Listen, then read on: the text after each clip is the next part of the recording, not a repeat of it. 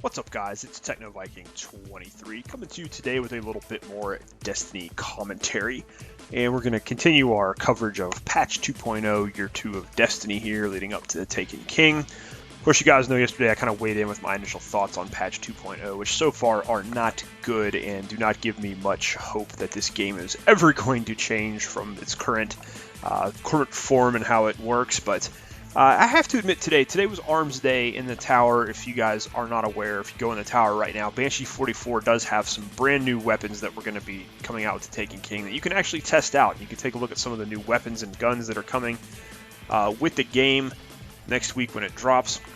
And as something I always say, I try to always talk about positives as well as negatives with this game. Unfortunately, the negatives for me always outweigh the positives of Destiny. However, Armsday is pretty cool so far. I have to admit, I've been having a lot of fun with these new guns, just trying them out, testing them out in the wild. And this definitely is something that has a little bit of potential for this game. Now, of course, whether or not they deliver on it is going to be a completely different story. This is Bungie. They've shown over the last year that with their track record of this game, they really are kind of poking around in the dark in terms of trying to give us stuff to do and keep us interested and have actual meaningful content in the game. So we'll see if they're able to capitalize on what I think so far is a pretty solid foundation for Armsday. I think it's actually a very interesting thing. And like I said, I've been having a lot of fun with these new weapons. Now, if you guys remember, about a month or two ago, I actually did do a video when they released some of the new artwork and concepts for some of these new guns, and I was actually very positive and really enjoyed a lot of the designs with these things. So I'm not always negative with Destiny, so this is further proof. But anyways, I'm continued to be impressed with these. I really do like some of the new designs, with the exception of the Suros rocket launcher. I just think it looks really simple and really bland. The Hawk weapons look really cool, and the Omelon weapons were really cool as well. They all handle very, very well, and they've all got some really neat perks and things. And I'm going to have some gameplay footage in the background here. If you go to the beginning of the video and you want to slow it down, you can kind of see some of the weapons. I go into each page and look at them individually. I'll go ahead and talk about some of the perks and things here and how the weapons handle and just my overall impressions of them so far, but you'll have this gameplay in the background. Unfortunately, I did not have any heavy synths. I forgot to buy them when I went to the tower, and also did not find any heavy weapon ammo drops, which the ammo drops seem to really have been nerfed in this game as well, in addition to all the other things. So heavy ammo seems to be a lot harder to come by now.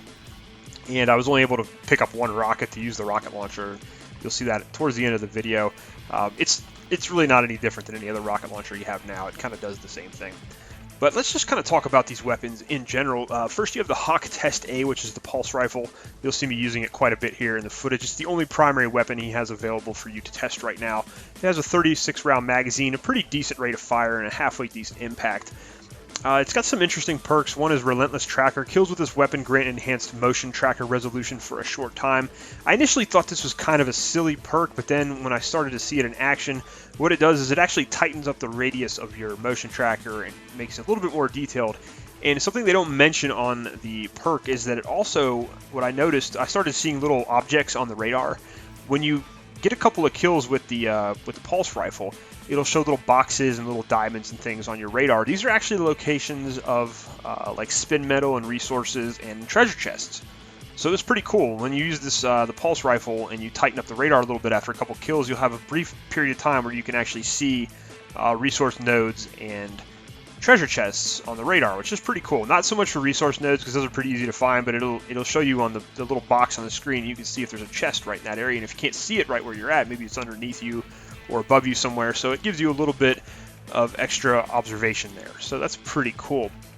The sights were really nice. I really did like the new clean sights. This pulse rifle does seem to suffer a little bit at range, but I'm sure they're going to have different sight packages you can get on these. But really did like using the Hawk Test A pulse rifle. Felt like a really solid weapon overall.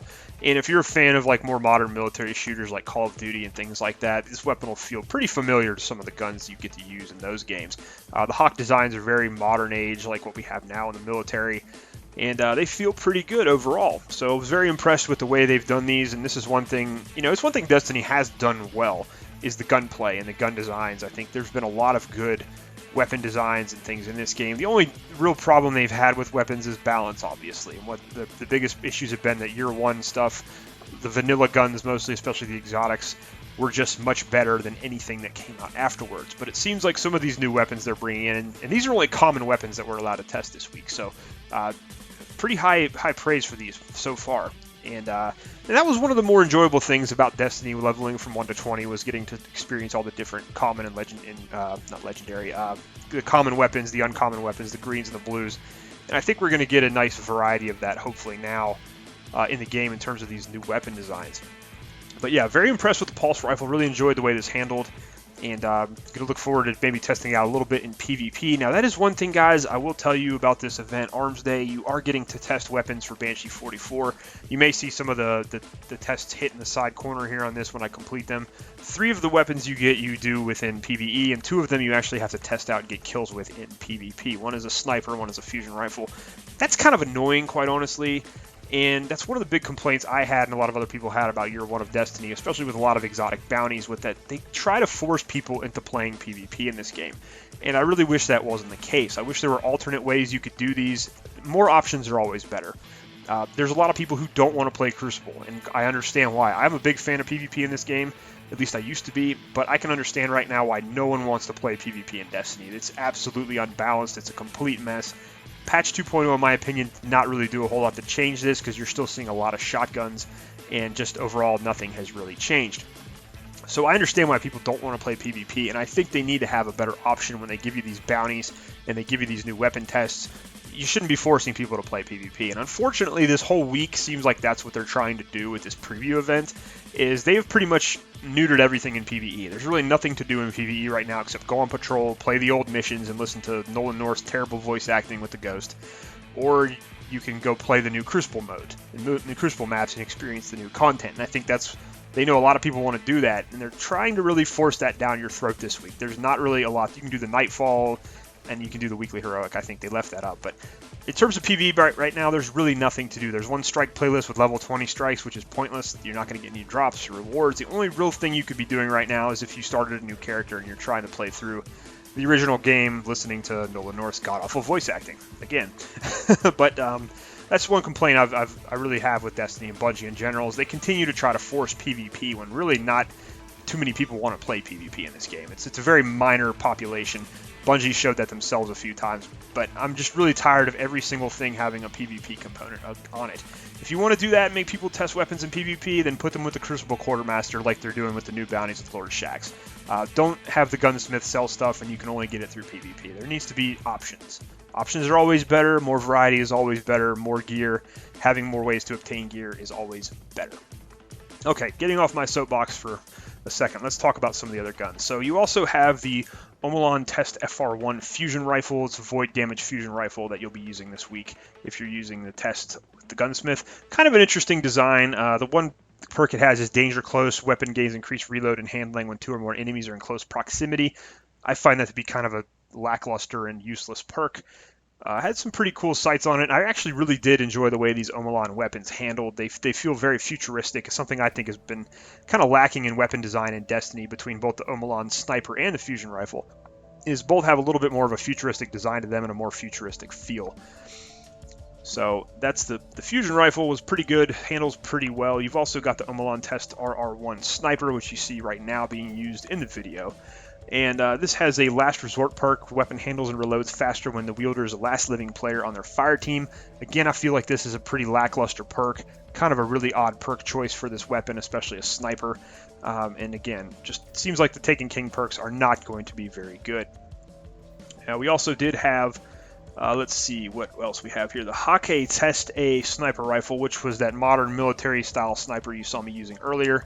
Which is a very good sniper rifle, felt very, very good overall, handled very nicely. It had the rodeo perk on it, which is kind of a vanilla Year 1 perk, and had a very nice ATT Raptor sight on it. It was doing solar damage. The Hake Test sniper rifle felt more like a normal sniper where you would get a lot of damage and impact off of it. The Omolon sniper felt more like a PvP or a quick sniper, like a battle rifle almost, where you can fire off a lot more shots in succession, and it's not going to do as much damage, so it's, kind of the trade-off. You have a faster fire rate but a little bit less damage, whereas with the Hawk sniper, it's a slower firing sniper when you get more damage, and those are the two archetypes with the sniper rifles that exist in Destiny that have been there for a while. And then lastly, we had the Suros TSR-10 rocket launcher, which is Void rocket launcher. Very bland looking weapon. It kind of looks like an unpainted dragon's breath. It's like they just took all the paint off the dragon's breath, and here's a new weapon design. It's not really a new design, but design felt kind of lackluster. The weapon itself performs like a normal rocket launcher. It's got a 2-round magazine, it does void damage. Not really a great blast radius or velocity though. Of course, it is just a common rocket launcher, but this is the only weapon I really was not a huge fan of. And the Suros weapons so far, from all the preview footage we've seen of those, are probably my least favorite weapons that we're going to see in Taken King. Of course, I'm not getting Taken King yet, so I probably won't see them. It's going to be interesting next week if I log on after Taken King drops to see if I have access to any of this new stuff. But overall, not really all that great in terms of the Suros weapons. I think they look like Nerf guns, and they're just kind of silly looking. But overall, though, on the whole, I thought Armsday was pretty cool. I'm going to be trying these weapons out all week and taking them into PvP as well. I really enjoyed using the Hawk weapons and the Omalon weapons. The weapon sounds are very unique, very good. They're updated. They sound really, really cool for both the Omalon and the Hawk weapons. The Omalon weapons are more of an energy type, so they kind of get that hum and that energy going when you're firing them. But overall, I think Armsday was a good experience this week compared to how the rest of Patch 2.0 was, and I feel like it has some definite potential. Whether or not Bungie recognizes that potential is up to them, and hopefully we don't get more of the same bland stuff with Taken King in terms of weapons and loot and gear and everything. And hopefully these weapons will be balanced and we'll be able to use a variety of them, because it was very enjoyable just to have new weapons to try out and have a couple of them to look at. So anyways, guys, let me know if you took part in Armsday this week. Let me know if you're working on turning these in. Actually, you don't even have to turn these into Banshee. They automatically update. But either way, I think this is pretty cool. So let me know how you guys are enjoying this. Thank you guys for watching as always. Hope you're having a great day, and I will see you again next time.